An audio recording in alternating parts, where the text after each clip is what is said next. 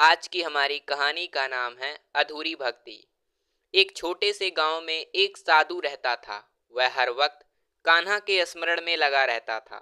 वह कान्हा के लिए रोज खीर चावल बनाता था और हर दिन उनके इंतजार में आस लगाए बैठा रहता था कि मेरे कान्हा कब आएंगे। उस साधु की एक बुरी आदत थी।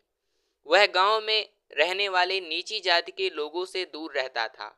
वह उन्हें आश्रम में नहीं आने देता था। उसका मानना था कि कान्हा इससे नाराज हो जाएंगे, वो तो स्वामी हैं। इन नीच छोटी जाति वालों के आश्रम में प्रवेश करने से कान्हा मुझे दर्शन नहीं देंगे। इसीलिए वह कभी किसी से ठीक से बात नहीं करता था। उसके आश्रम से थोड़ी दूर एक कोढ़ी रहता था। वह भी कान्हा का भक्त था। नित्य प्रतिदिन वह उनकी उपासना करता था और हर वक्त कान्हा की भक्ति में डूबा रहता था। जब भी साधु उसके घर के पास से गुजरता तो कोढ़ी को कहता, नीच, तुझ जैसे कोढ़ी से कान्हा क्या मिलने आएंगे, वो तो स्वामी हैं। तुझ जैसे के घर क्यों आने लगे। और बोलते बोलते वह अपने आश्रम चला जाता। कुछ वर्ष व्यतीत हुए।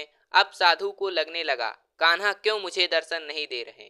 साधु उनकी मूर्ति के सामने रोने लगा और कहने लगा, प्रभु एक बार तो मुझे दर्शन दे दो। मैं प्रतिदिन आपके लिए खीर चावल बनाता हूँ। एक बार तो आकर भोग लगा लो। और उदास होकर वह कान्हा के चरणों में सो गया। दूसरे दिन एक गरीब दरिद्र छोटा सा बालक साधु के आश्रम में आया। साधु उस वक्त कान्हा को भोग लगाने जा ही रहे थे। उस बालक ने कहा, साधु महाराज मुझे कुछ खाने को दे दीजिए, मुझे जोरों की भूख लगी है। साधु गुस्से में तिलमिला गया। एक तो दरिद्र और दूसरा कान्हा की भक्ति में विघ्न। उसने आओ देखा ना ताओ एक पत्थर उठाकर बच्चों को दे मारा। उस दरिद्र बच्चे के सिर से खून निकलने लगा। साधु ने चिल्लाकर कहा, भाग यहाँ से। बच्चा उसके आश्रम से निकल गया और जाकर उस कोढ़ी के घर में चला गया। कोढ़ी ने उसका रक्त साफ किया, पट्टी बांधी, उस भूखे बच्चे को भोजन दिया। बच्चा भोजन करके चला गया। दूसरे दिन वो बच्चा फिर से साधु के आश्रम आया। साधु ने फिर से उसे मारा और भगा दिया। फिर वह कोढ़ी के घर चला गया। कोढ़ी ने फिर उसकी पट्टी बांधी और खाने को दिया। बच्चा खाना खाकर चला गया। वो बच्चा रोज आता, साधु उसे मारता और वो कोढ़ी के पास चला जाता। एक दिन साधु स्नान के लिए जा रहा था। उसे रास्ते में वही कोढ़ी दिखा। साधु ने उसे देखा तो आश्चर्य से भर गया। उस कोढ़ी का कोढ़ गायब हो चुका था। वह बहुत ही सुंदर पुरुष बन चुका था। साधु ने कोढ़ी नाम लेकर कहा, तुम कैसे ठीक हो गए। कोढ़ी ने कहा, मेरे कान्हा की मर्जी। पर साधु को रास नहीं आया। उसने मन ही मन फैसला किया कि पता लगाना पड़ेगा। दूसरे दिन फिर वह दरिद्र बच्चा साधु के आश्रम आया। साधु ने फिर उसे मारा। बच्चा जाने लगा तो साधु उठ खड़ा हुआ और मन ही मन सोचने लगा, मैं इस दरिद्र बच्चे को रोज मारता हूँ, ये रोज उस कोढ़ी के घर चला जाता है। आखिर चक्कर क्या है, देखना पड़ेगा। साधु पीछे पीछे जाने लगता है। जैसे ही वह कोढ़ी की झोपड़ी में पहुंचता है, उसकी आंखें फटी की फटी रह जाती हैं।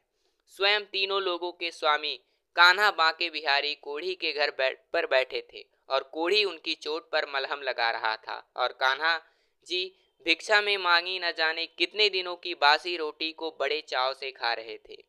साधु कान्हा के चरणों में गिरकर कहने लगा, मेरे कान्हा, मेरे स्वामी, मेरे आराध्य, मुझे भक्त को दर्शन नहीं दिए और इस नीच को दर्शन दे दिए।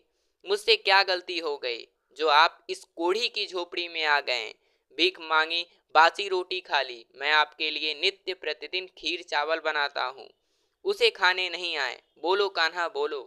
तब कान्हा जी ने कहा, हे साधु, मैं तो रोज तेरे पास खाना मांगने आता था, पर तू ही रोज मुझे पत्थर मारकर भगा देता था।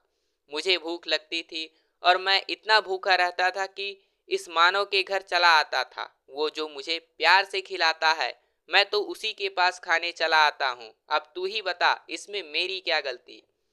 साधु कान्हा के पैर पकड़कर रोने लगता है और कहता है, मुझसे गलती हो गई, मैं आपको पहचान नहीं पाया, मुझे माफ कर दीजिए। और कहता है, तीनों लोगों के स्वामी एक दरिद्र बच्चा बनकर आप मेरे आश्रम क्यों आते थे। मैं तो आपकी दरिद्र समझकर मारता था, क्योंकि मेरे कान्हा तो स्वामी हैं, वो दरिद्र कैसे हो सकते हैं। कान्हा जी ने कहा, हे साधु, तुझे किसने कहा कि मैं सिर्फ महलों में रहता हूँ। तुझे किसने कहा कि मैं सिर्फ 56 भोग ही खाता हूँ। तुझे किसने कहा मैं नंगे पैर ही नहीं आता? तुझे किसने कहा मैं दरिद्र नहीं? हे साधु, ये समस्त चराचर मैं ही हूँ। धरती आकाश पृथ्वी सब मैं ही हूँ। मैं ही महलों का स्वामी तो मैं ही झोपड़ी का दरिद्र भिखारी हूँ। मैं ही हूँ जो प्यार और सच्ची श्रद्धा से खिलाने पर बासी रोटी खा लेता हूँ और स्वार्थ से खिलाने पर 56 भोग भी नहीं छूता। मैं हर जीव में बसा हूँ। तुझ मुझे अमीर गरीब में ढूंढता रहा। तुझसे अच्छा तो ये कोढ़ी है जो सिर्फ एक ही बात जानता है, ईश्वर हर किसी में वास करते हैं, ना कि धनवान में।